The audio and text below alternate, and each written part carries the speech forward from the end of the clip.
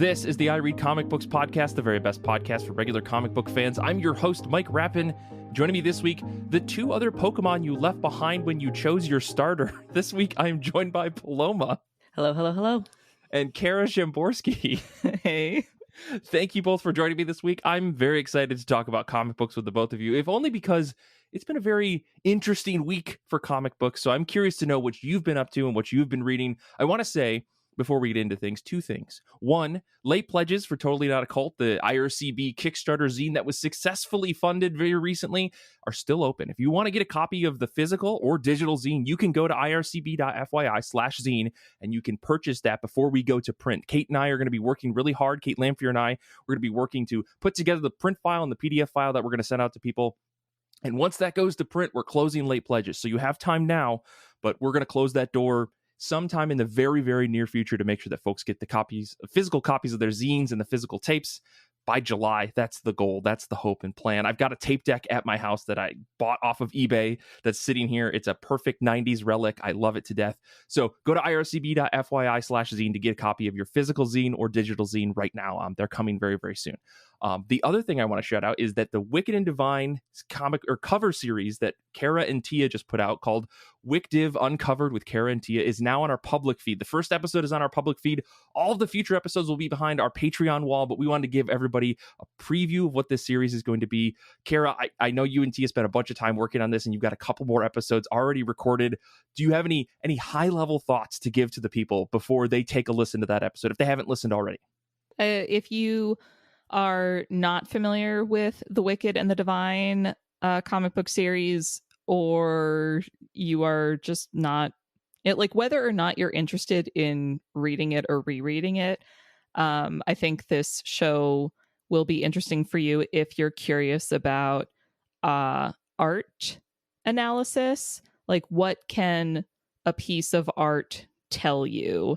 This is, Tia often talks about visual literacy and how we have none. And so this is basically Tia hand-holding me through some visual literacy exercises using the variant covers for The Wicked and the Divine, because they are gorgeous. And as you will see in the episode, we are unpacking for each volume, what do the variant covers tell us or not tell us about the story, and how do they enhance or enrich the story. So if you're interested in The Wicked and the Divine, or if you're just interested in art, or if you're just a comic book nerd who likes listening to me and Tia talk, because we did hear feedback from one person. So, hey, yeah. We love being loved. Listen, the reviews from our patrons have been very, very positive. People are loving this show, so you should go check that out.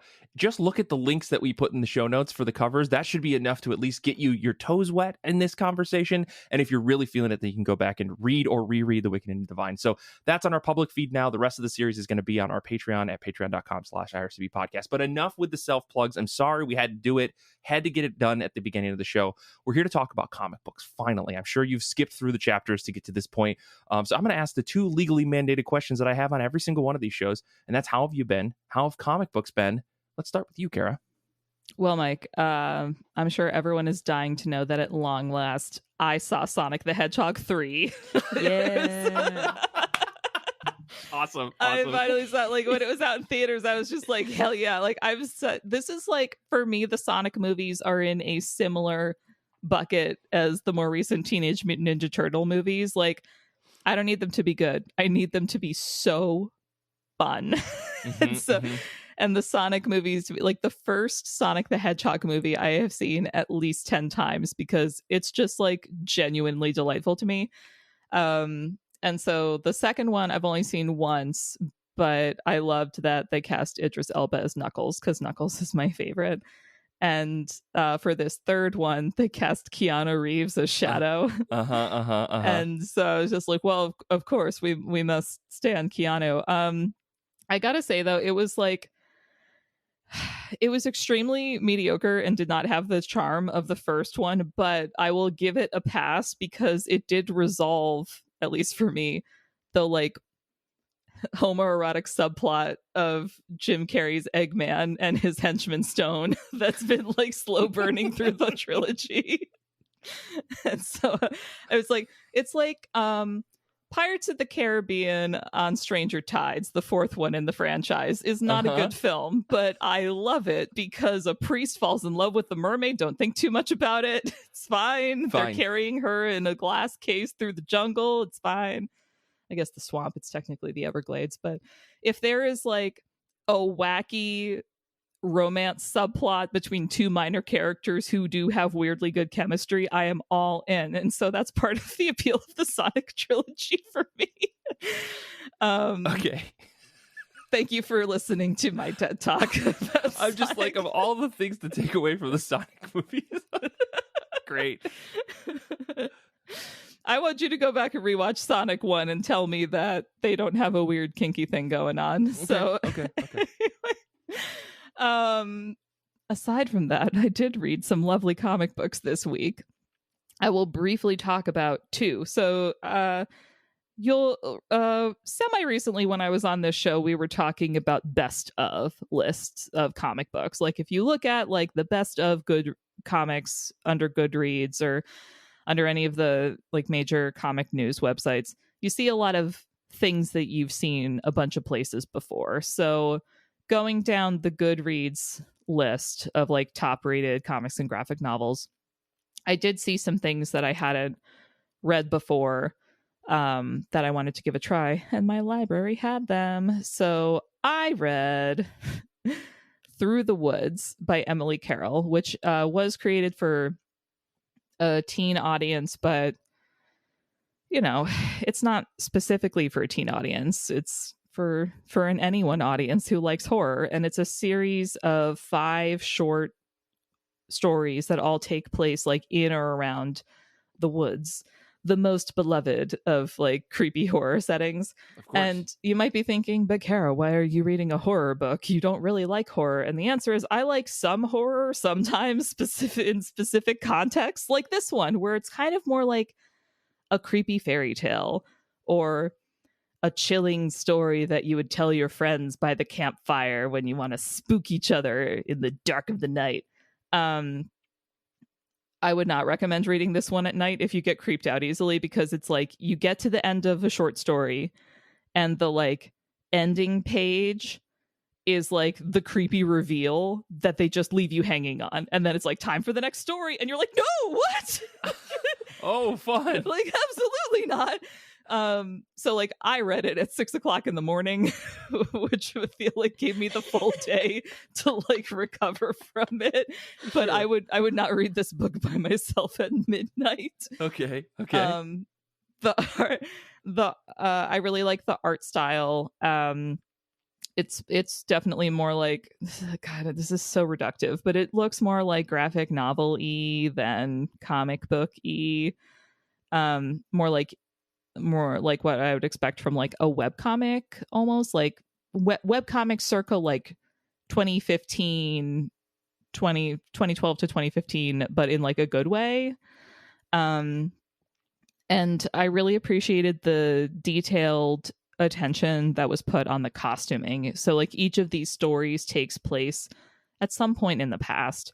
So there's one where there's like, it's I think it's supposed to be like French, like pre-revolutionary France, like nobility, because it's all the like really opulent like bodices and the men in the powdered wigs where everything's curled.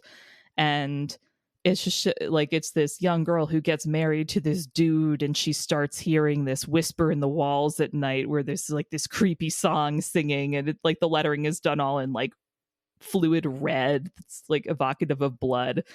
And it's all about like, you know, in springtime he married me, in summer he locked me up, in the fall he murdered me, and now in the winter I rot. And you're like, what? So it's like, it's cool. Like it's like the contrast of like the opulent costuming with like the rot within kind of thing. There's like more like peasant style looks for some of the like huntsman in the woods type tales. And then the last story in the collection is set, I think, based on the costuming, I want to say 1930s.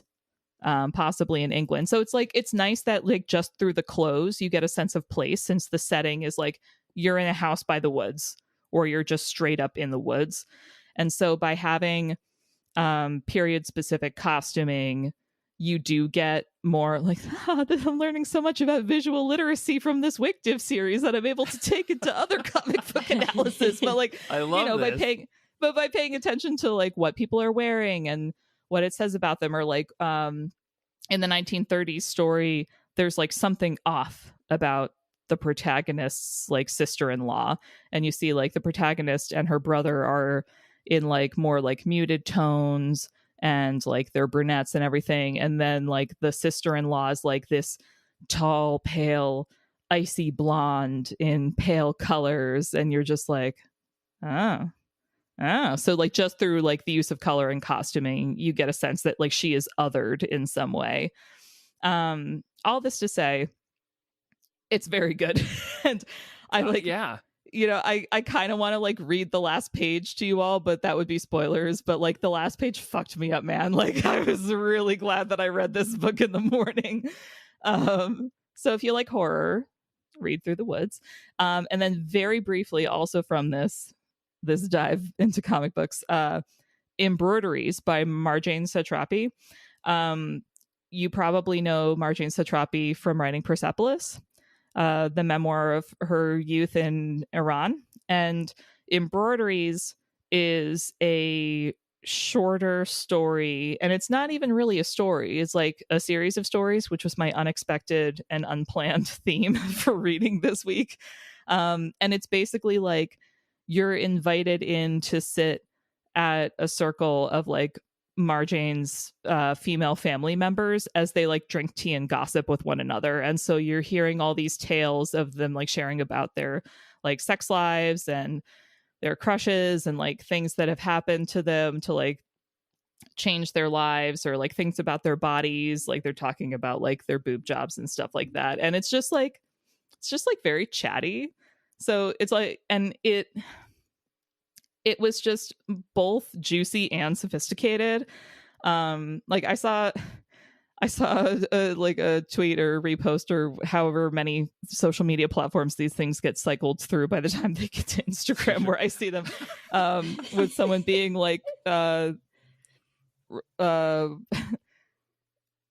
Mike White is Ryan Murphy for people who read. And I laughed, and then I was like, no, that's kind of true. But like, so this book felt kind of like that. Like if you have a more like sophisticated like literary friend who thinks comics are too like lowbrow for them, you could hand them Embroideries and be like, bitch, read this and tell me comic books are not for you. Like, yeah.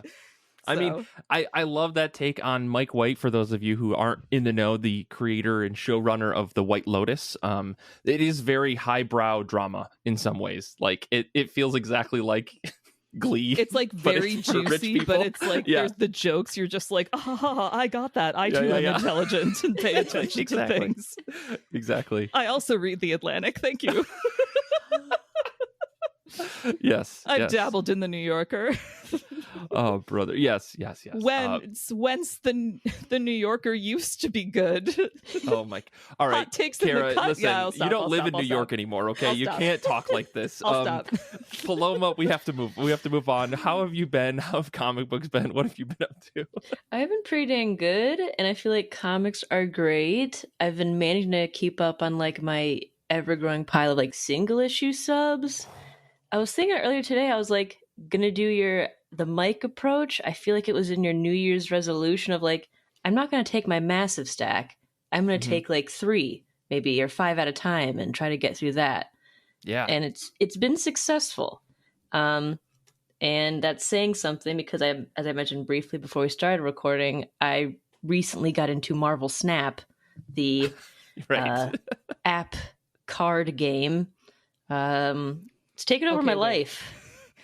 I did not know that is what Marvel Snap was. I thought it was like Pokemon Snap, and you were going around taking pictures of things with like a Marvel character superimposed in it. Like I thought you were taking pictures, quote unquote. That would be much cooler, though. Of like actually. Spider-Man eating an ice cream or something.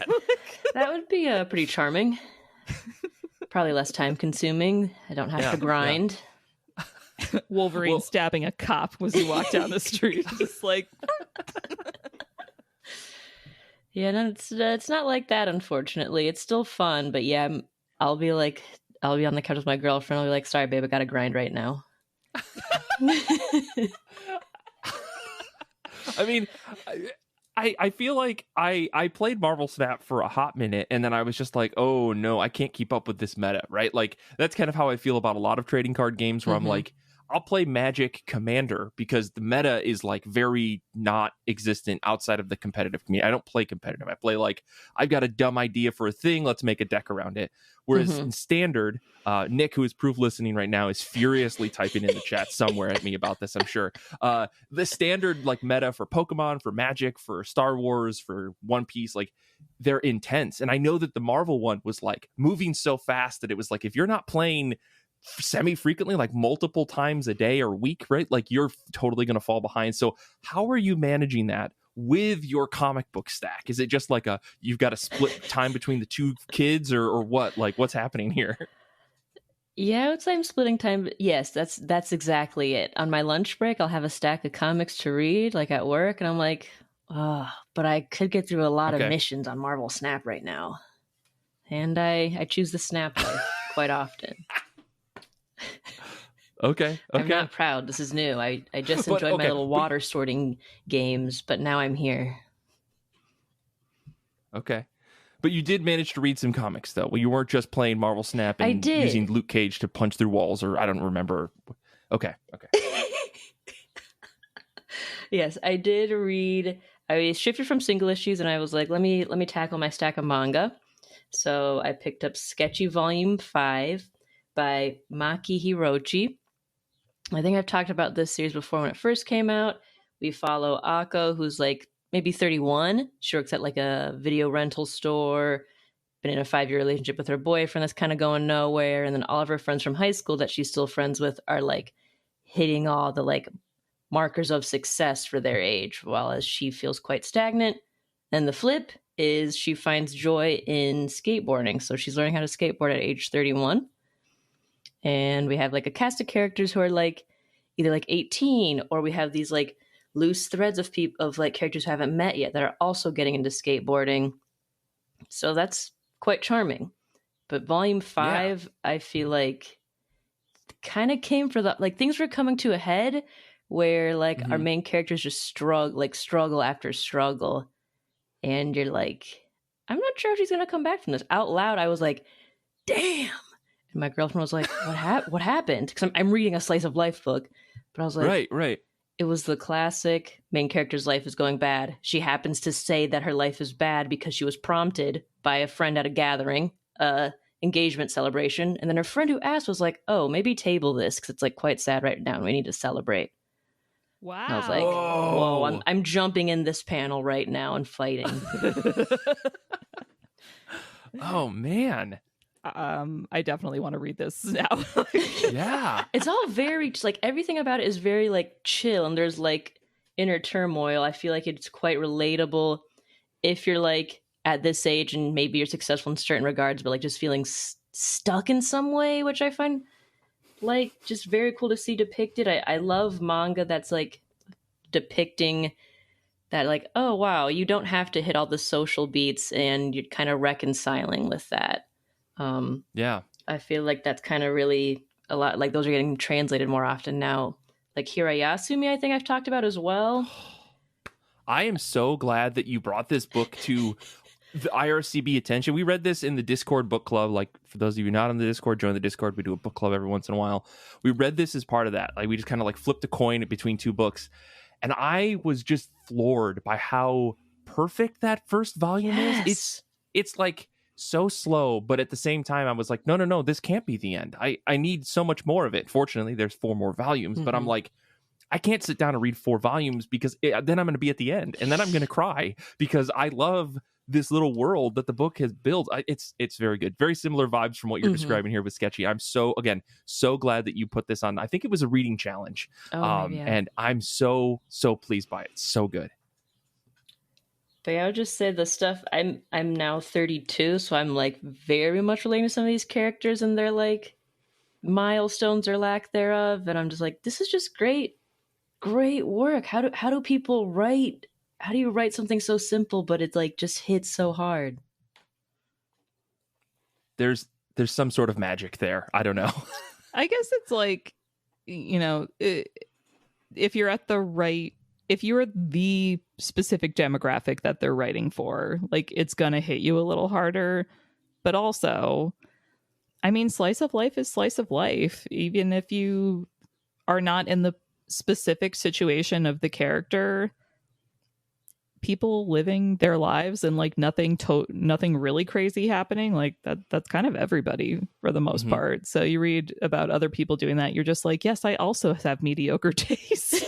And sometimes people say things that make me want to hit them, but like, No, I think that there is actually, though. I mean, I said it was magic, but I think that that's a wrong way to really approach it mentally, because it's like, I think really what makes books like this super rich and enjoyable is their ability to be raw about like very complex emotions and situations that I think happen in day-to-day life but don't work really well typically in fiction. But when you can find a way to depict them in a way that can be emotionally relatable to anybody who's reading it, like, you will open up a gold mine of just like, oh, I need to experience someone else who's gone through this similar type of shit that I have, or at least tangentially related to something that I have gone through.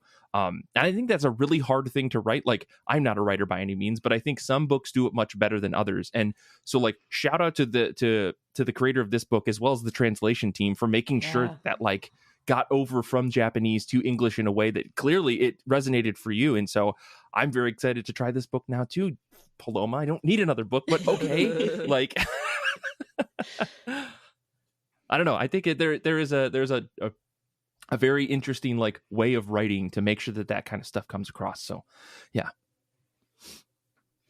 Well, okay, let me talk about what I have been up to and what I've been reading. I am currently in movie 3 of 5/6 of the Step Up franchise. What? Step It Up franchise. Hell yeah. Yeah. So 2 is my favorite. Just for the record. Listen. So Kelly came to me a while back and was like, "We got to watch this Step It Up movie with Channing Tatum." And I was like, "Oh no, Channing Tatum dancing in a movie, that sounds awful." And that was sarcasm. Terrible sarcasm, I Mike. was very excited to watch this because I was like, "There's no way. It's all body doubles." No, it's not. Channing Tatum can dance. It's incredible. Do you not know this man's backstory, Mike? Listen. I know. I saw Magic Mike. I know. Okay, I'm aware. But I was like, there's no way. And then I forgot about Magic Mike, and then it all came back to me. The movie's really fun. The second movie is pretty fun too. I was like, I'm just here to watch people dance, and they dance really, really well. And that was Friday night. And then Saturday night, last night, I was like, do you want to watch Step Up 3D? And it turns out Step Up 3D is really bad, but the dancing is insane. Like, the choreography in that movie brings it up 2 stars fully for me. Like, it's a bad movie. It's a half-star movie. It's terrible plot. Nothing really makes sense. For some reason, people just start kissing at the end, and there's really no explanation. Relationships forge. There's like the problem at the center of the movie is that a rich guy is trying to buy a big warehouse where all these dancers are living, and it turns out that a woman who joins the crew very early at the movie is the guy's sister, the rich guy's sister, and only the rich guy could buy the house, but not the rich sister. There's like, that could have been. Anyways, it's very, sorry, spoilers for a movie that came out 15 years ago. God, no, anyways, don't say that, Mike. The dancing is insane. It's a really good time if you're just there for the choreography. Everything else is corny, but it's a great, like, hey, let's watch a dumb movie watch. So I'm in movie 3, and yeah. My number one problem with the third movie is that I agree with you, the choreography is lit, but they didn't use 3D effectively. I saw that shit in theaters, all right? I remember seeing it in 3D, all right? They did not shoot it using 3D to full effect, and they also somehow didn't understand how to shoot dancing, because if you're shooting dance in 3D, you got to pull back so that you can see the full choreo. Because if you're just like zooming in like you would for a regular film, you are missing the whole, like, you can't cut off people's bodies when the whole point is dance. So, I've only seen that movie once, but clearly I still have deep feelings about this. If you are shooting a dance movie, you had better be prepared to Listen, showcase that dance. I had a lot of problems with the overall lighting and cinematography of the movie, and that's not even something I really should be critiquing about a film called Step Up 3D. But still, it was so bad that even Kelly was like, what is wrong with the screen? And I was like, it's not the TV. It is the way that they lit this scene. These people look like they have like false shadows on their face. It's very bad. But the dancing's crazy. That's the only reason we're really watching it at this point. I'm very excited to get to Step Up 4 and Step Up 5 and then Step Up China, I think is what the last one's called. I definitely missed that one. That one was only really released internationally, or was released in China in theaters and then digitally in the US to very, very limited distribution. So I'm going to have to definitely find a way to watch that. I'll just say that. But nonetheless, that's what I've been doing with my free time outside of, my typical Pokemon Go and Magic, the bullshit game that I've been playing. I did make a deck. We'll talk about this in the post credits. I'll write that down in my notes about the weird deck that I made. But I did read a comic book. I read a couple of comic books, continuing bits and pieces of series of stuff that I've been reading. But one book that blew my mind that came out this past week was Free for All. This is by Patrick Horvath. The premise of this book is like, in a world where the people of the Commonwealth essentially have decided that via lottery, the ultra rich must either donate half of their wealth or battle to the death against another rich person to keep all of their wealth. The rich people fight. That's basically what it comes down to. It's a gladiatorial combat between two ultra wealthy people. And we follow one guy who has won 22 of his last 22 matches as an uber rich person because he doesn't want to lose his wealth, but he also doesn't want to get put back into the lottery, because even if you win, I think you get put back into this potential lottery in the future or something. It's not really fully explained, and that's not really the point of the book. Sure. But him versus his ex-wife, who's ultra rich as well. And they have a burning passion hatred against each other. But by no means does Patrick Horvath spend this book trying to make you actually feel any sympathy for these people. These are bad people. Billionaires are bad people. You do not become a billionaire by your own pulling up your bootstraps. That's kind of the core of the message of any story about the ultra rich. And I'm glad that Patrick Horvath was like, yes, these two have animosity towards each other, and clearly one person screwed over the other and yada, yada, yada. But did this woman who found her way into gladiatorial combat via lottery go from zero to build her business up to be ultra rich just so that she could kill her ex-husband? That's kind of the question at the core of the book. Anyways, I don't want to get too deep into it because the book is awesome and there's a lot of really interesting commentary, but holy smokes, for 56 pages, this is like the perfect length for a one-shot. Okay. Like, there's enough room for everything to breathe, to get a cohesive story and not feel like any bit of it was rushed. Now, I think it helps that this book started as a Zoop crowdfunding book, and then eventually Oni Press was like, we need to publish literally anything else with Patrick Horvath's name after Beneath the Trees where nobody sees. And they grabbed this book and published it. So I'm so glad that it came out because it is so good. It's violent. I will not recommend anybody who is squeamish to read this book, because if you read Beneath the Trees Where Nobody Sees, you know that this guy can get deep and dark and gory, and we're talking like into the viscera of blood and guts. This book does not shy away from that. So just a word of warning. Otherwise, fantastic commentary about how shitty rich people are. I absolutely loved it. Viscera. That, great vocabulary word. That's been a minute since I've heard that one. I paid 15 cents for that word, so thank you. Also, I had a moment where I was just like, God, I wish I was still wearing glasses so I could push them up and be like, well, actually, Mike, pulling yourselves up by your bootstraps started out as a description of why it's impossible, because that's an impossible feat. And over time, the sarcasm and the irony was lost, and people started using it to mean you can do the thing that the original phrase was saying you can't actually do. Whoa. Okay. Language changes over time. No, thank you for the correction. I appreciate that. No. You're using it correctly for today to speak. I'm just explaining how language evolves over time. I've spent too much time reading literary comic books. I must go back to Superman punches Lex Luthor or something. Yeah. The new Superman preview came out, so we can all just like pour that into our brains and kind of dilute whatever's going on up there. I do want to shout out to it was a fun it's a fun little preview. Has classic James Gunnisms. Is that his name? Anyway, it doesn't matter. I do. Last book I want to shout out Absolute Martian Manhunter #1.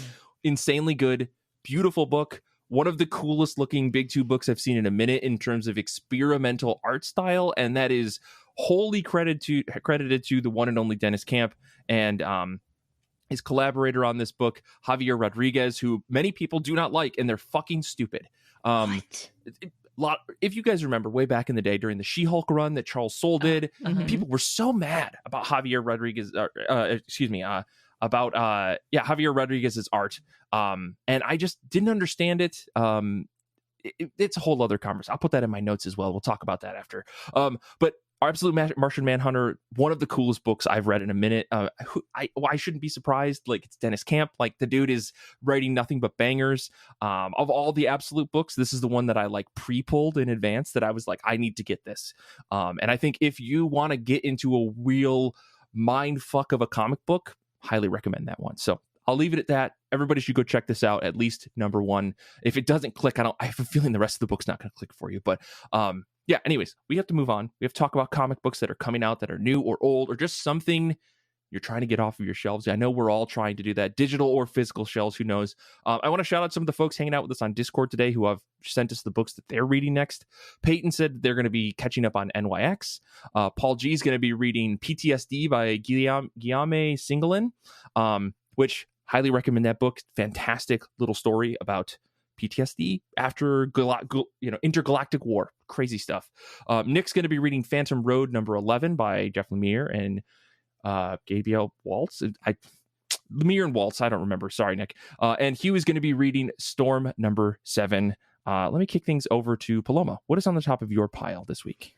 Top of my pile right now is, I will say, technically Absolute Martian Manhunter #1, but that I just picked up this week is Absolute Green Lantern #1 by Al Ewing, and then we have Janoy Lindsay doing the art. I'm pretty excited. I like the Absolute Universe stuff. No clue how they're all going to come together, if they're going to come together at all. But I'm really excited to see Joe from Far Sector kind of like take lead once again in this new universe. And hell yeah. Yeah, I really like Janoy's art with Superboy Man of Tomorrow. I think that's what that series was called, written by Kenny Porter. So I'm very curious to see. I looked at a preview and I was like, what the hell is happening? Because there's like no very minimal description. So just stoked for that. We're mostly stoked for Joe. Yeah. The thing about this book that has me very excited is, one, it's Al Ewing, and Al Ewing writes a pretty darn good comic book, right? But Al Ewing also suffers, I mean, I wouldn't say suffers, also has like a thing where they really like to pull out like really weird, like absurd references to old 60s and like 70s comics. With the Absolute Universe, there's no need to do any of that, right? So I'm hoping that it is very just like open and brand new. Like, there isn't any weird referencing. It's just like whatever bonkers thing Ewing can come up with off the top of their head. So I'm very excited for this one too. Yeah. I mean, I wouldn't be mad if there was a lot of 60s and 70s references. But, right, fine. I lived for glimpses of Calendar Man and so forth. But thinking about what Paloma was saying, of interesting to see how or if the Absolute series will come together. I kind of hope they all stay separate, because the nice thing about the Absolute Universe, like my overall critique about the big two, is that you get so mired in keeping the canon that you can't, and like also doing the status quo, especially with your top tier A-listers, like you can never really resolve Bruce Wayne's trauma. And like, you're always going to go back to Superman being an alien in some way, or just like being good in a world full of cynicism. Like, you're always going to have like the same beats, but with Absolute, they have the freedom of being, it's like you get freedom by having the restriction of like, you can do this one and done book. So you can have the opportunity to tell a tighter story with maybe some higher production values than you would get on a monthly run. Well, so I Kara, hope have they you keep read them separate. Have you read through any of the Ultimate or Absolute books? I read a few of the earlier ones when they first started publishing, Okay. but I have I have now Martian Manhunter bookmarked, and I know I have to read the Wonder Woman one. And is it didn't they do a Metamorpho one or is that might just be like a regular regular Metamorpho universe. series? Yeah, I Okay. think that's a regular Metamorpho Okay. series. But I heard that one is also very good too. Yeah.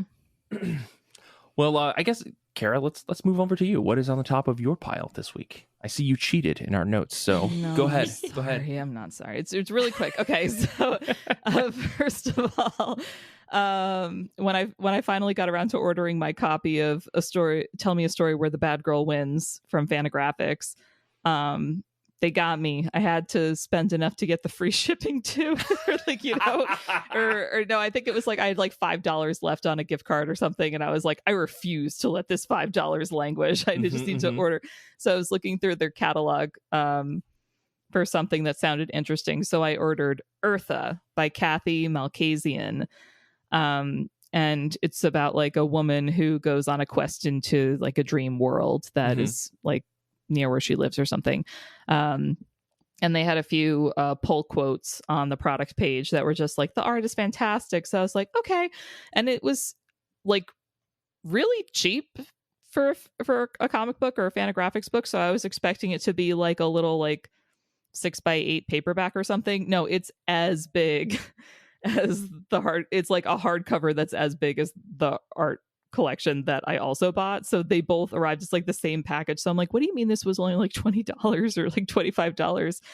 Fantagraphics is giving it all away. I mean, but sometimes you get some. I mean, their books are very high quality and huge. Like on the whole, it's amazing. Like they seem pricey, I think, for original graphic novels sometimes, but you're like, $25 gets you a book bigger than your head. Like, I love that. No, it's gorgeous. And then, you know, Mike's been talking up Silver Sprocket for a while now. So I was perusing their website and I was like, I wonder if my library has any of these. And they do. Yes. So I got Cook Like Your Ancestors by Maria Rose Marie. So I put that one in here because it's like, there are comic book elements to it, but mostly it's a cookbook. So I felt good about cheating and having two because I'm like, well, Mike, it's actually a cookbook. So this is not I cook comic books, okay? Or wait, hold on. I recently said that all comic books should end with a recipe, and I stand by that. You're right. I read cooking books. Can we change it to that, maybe?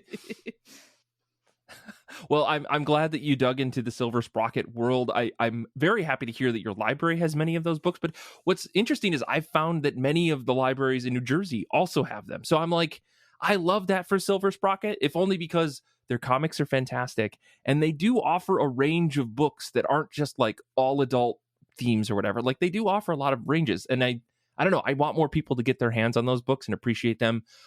If it's not coming from local comic book shops, I'd rather it be libraries, you know. But everybody out there should go buy from Silver Sprocket. They're fantastic. Pre-order your books through your comic book shop. But let me talk about a book that is on the top of my pile this week. I'm going to be reading The Golem of Venice Beach, Volume 1. This is by Shannon Beezer with art by a crazy amount of people. Vanessa Cardinale, Bill Sienkiewicz, Jay Lee and June Chung, Michael Allred and Laura Allred, Paul Pope and Laverne Kudinski, Stephen R. Bissett, Nick Pitara and Jeremy Cox. This is like letters by Clem Robbins and Ferran Delgado. This is from a publisher called Clover Press. If I'm not mistaken, they did a Kickstarter for this book. And I don't know, there was some hype around this book when Volume 2 was getting kickstarted, and I was like, oh, this looks kind of interesting. It's a story of a 400-year-old golem that spans from the 16th century Europe to the horrors of World War II to modern-day Venice Beach, where the golem becomes entangled in a war between a gang and the police, I should say.